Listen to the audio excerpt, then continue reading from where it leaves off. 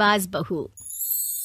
बचपन का शौक समझ निक्की के घर वाले उसका एडमिशन फेंसिंग कोचिंग में करा तो देते हैं, पर कुछ सालों बाद वही शौक जब उसका जुनून और सपना बन जाता है तो सब उसके खिलाफ हो जाते हैं। और लड़की के हाथ में तलवार दो ना, अब मैडम तलवारबाज बनना चाहती है।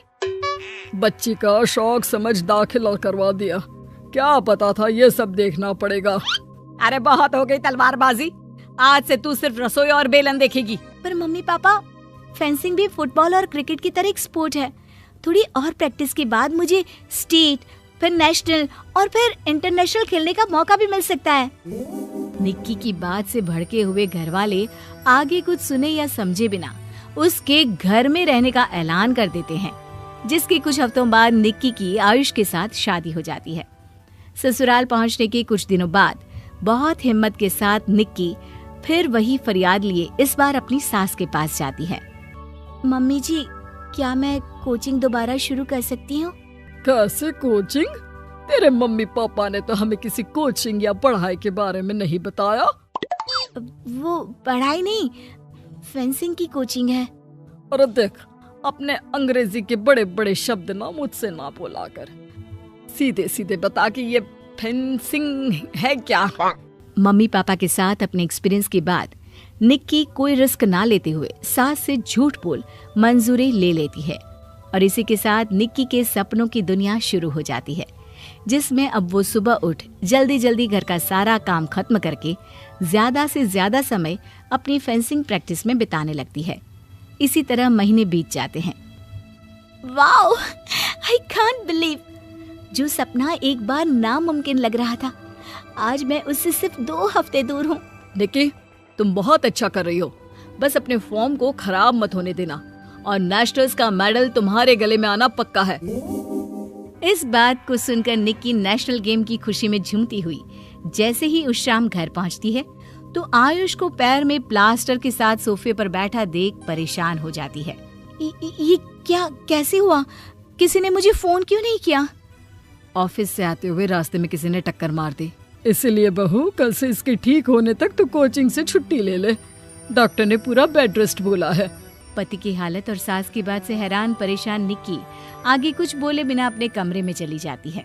अब मैं क्या करूंगी? दोनों तरफ मेरी जिम्मेदारी है, अगर एक भी पूरी नहीं की तो लाइफ में दोबारा सुकून की सांस नहीं ले पाऊंगी। सच बता दूं क्या?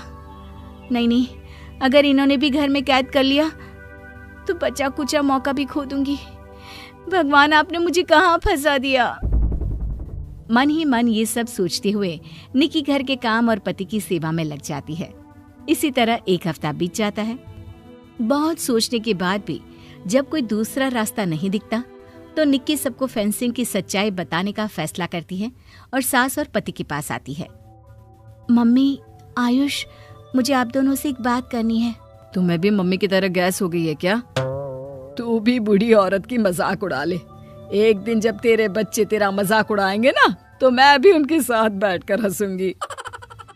घर का ये हंसता खेलता माहौल देखकर निक्की आगे कुछ बोल ही नहीं पाती। तभी गोलियां चलने की आवाज सुनकर सब डर जाते हैं और कुछ आतंकवादी घर में घुसकर सबको बाहर निकाल देते हैं, जहां उनके एरिया के बाकी सब लोग भी इकट्ठा होते हैं। ये किसी भी तरह के होशियारी नहीं करेगा, हमें बस कुछ समय के लिए चुप रहने की जगह चाहिए, इसलिए अगर तमीज में रहोगे तो जिंदा बच जाओगे, और अगर मरने का ज्यादा मन हो तो अपना सीआईडी वाला दिमाग चला सकते हो। डर की वजह से कोई इसके आगे कुछ नहीं बोलता। कुछ घंटे इसी तरह आतंकवादियों की कैद में बैठे रहने के बाद निक्की की सास गुस्से में चिल्लाने लगती है। अरे तुम कल मुंहों को आम लोगों को परेशान करने के अलावा और कुछ नहीं आता क्या? मैं कहती हूँ, अरे एक एक को मेरी बद्दुआ लगेगी, कोई जिंदा नहीं बचेगा। ये अब क्या कर रही हो मम्मी? सॉरी, वो परेशान हो गई इसलिए कुछ भी बोल दिया।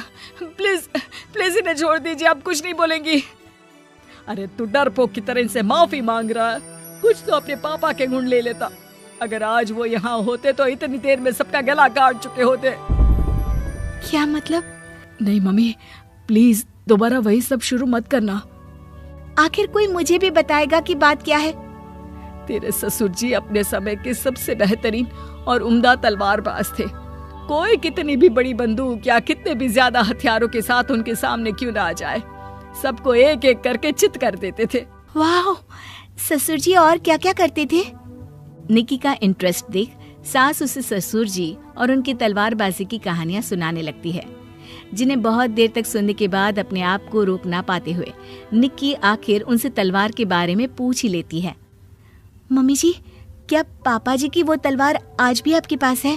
अरे इन्होंने अपने बेटे से ज्यादा उस तलवार से प्यार किया है तो फेंक कैसे देती, संदूक में संभाल कर रखी है। आयुष की बात सुन निक्की की आंखें चमक उठती हैं और वो सब कुछ भूल तलवार निकालने की बात कर बैठती है, जिसे सुन बाकी दोनों की आंखें फट जाती हैं। क्या बोला, जरा फिर से बोल। क्या कहानियां सुनकर तुम भी अपने आप को झांसी की रानी समझने लगी? यही समझ लो कि तुमने झांसी की रानी के साथ ही शादी की है। ओ मोहतरमा, जरा सपनों की दुनिया से बाहर निकल आओ और शांति से बैठ जाओ, आई बड़ी झांसी की रानी बनेगी। माहौल की गंभीरता और सास आयुष का रिएक्शन देख निक्की के पास उन्हें सच्चाई बताने के अलावा और कोई ऑप्शन नहीं बचता, इसलिए वो बिना कुछ सोचे समझे और देर किए उन्हें पूरी सच्चाई बता देती है, जिसे सुन दोनों भौंचक्के रह जाते हैं। और इसी के साथ अगले हफ्ते मुझे नेशनल्स खेलने का भी मौका मिला है, भरोसा कीजिए मैं कर सकती हूँ। निक्की की बातों से अभी तक सदमे में बैठे आयुष और सास उनकी तबीयत खराब होने का बहाना बनाते हैं और दवाइयाँ लाने के बहाने घर के अंदर जाने की बात करते हैं, जिस पर एक आतंकवादी भी उनके साथ घर के अंदर जाता है। निक्की दवाइयाँ लेने के बाद बाथरूम का बहाना बनाकर सास के कमरे में पहुंच जाती है। अब क्या बाथरूम भी साथ चलोगे? यहीं कमरे में रुको। 5 मिनट में बाहर नहीं आई तो अंदर आकर सारी गालियां सिर में उतार दूंगा। निक्की बाथरूम के अंदर चली जाती है। अब क्या करूं? तलवार कैसे निकालूं? मुझे किसी भी तरह इससे छुटकारा पाना होगा। सोच निक्की, जल्दी कुछ सोच।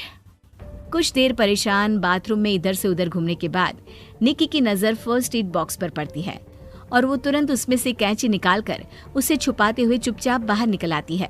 हो गया तुम्हारा सारा नाटक खत्म, अब चुपचाप ये दवाइयाँ उठाकर बाहर चलो।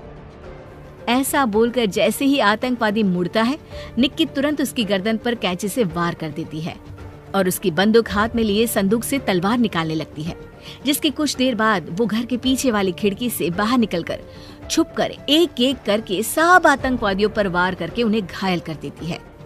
अब सारे पब्लिक की कैद में आ जाते हैं। ये सब देखकर आयुष और सास के साथ सारे लोग दंग रह जाते हैं। सास का सर गर्व से ऊंचा हो जाता है। मेरी बहू सिर्फ नेशनल्स नहीं, इंटरनेशनल भी खेलेगी। हाँ।